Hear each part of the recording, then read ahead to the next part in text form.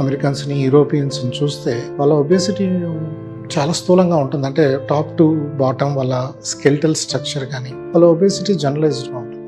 But ఇండియన్స్ని చూస్తే we see more of central obesity, అంటే పొట్ట చుట్టూ ఫ్యాట్ అనేది బాగా అక్యుములేట్ అవటం అనేది మనకు చాలా ఎక్కువ. సో అది ఒక మెయిన్ కల్ప్రిట్, ఈ డయాబెటీస్ అనేది అధికంగా ఉంటుంది. అండ్ మోర్ ఓవర్ షుగర్ కి ఇన్ని మెడిసిన్స్ ఉన్నా దాన్ని రాకుండా అయితే ప్రివెంట్ చేయలేకపోతున్నాం. వచ్చిన తర్వాత కూడా దాంతోనే సర్వైవ్ అవ్వాల్సిన situations, end of the day చాలా టిపికల్ కండిషన్స్ ఫేస్ చేయాల్సి వస్తుంది. అంటే మెడిసిన్ మనకి పూర్తిగా ఇప్పుడు అందలేదని అనుకోవచ్చా సార్ మీ దృష్టి ప్రకారం? యాక్చువల్లీ డయాబెటీస్ని అంటే రీసెంట్ ఎవాల్యుయేషన్ చేసుకుంటే దీన్ని డిసీజ్ కన్నా డిజార్డర్గా తీసుకోవాలి. It's metabolic disorder. ఇదేంటంటే basically comes from food and lifestyle. Food అనేది మెయిన్ ఫ్యాక్టర్ అయితే మన స్ట్రెస్ఫుల్ లైఫ్ స్టైల్ అన్నది అనదర్ థింగ్. ఈ ఫుడ్లో మనకు చెందిన మోడిఫికేషన్స్ అయితే కానీ, అంటే ఇందాక మాట్లాడుకున్నప్పుడు రిఫైన్డ్ ఫుడ్స్కి, ప్రాసెస్డ్ ఫుడ్స్కి ఎక్కువ అలవాటు పడటం కానీ, సెడెంటరీ లైఫ్ స్టైల్ కానీ, అంటే ఈవెన్ ఫ్రమ్ ద చైల్డ్హుడ్ మనకేంటంటే చైల్డ్హుడ్ టైంలో కొంచెం ప్లే గ్రౌండ్స్ ఉండి ఎక్కువగా ఆటలకు వెళ్ళటం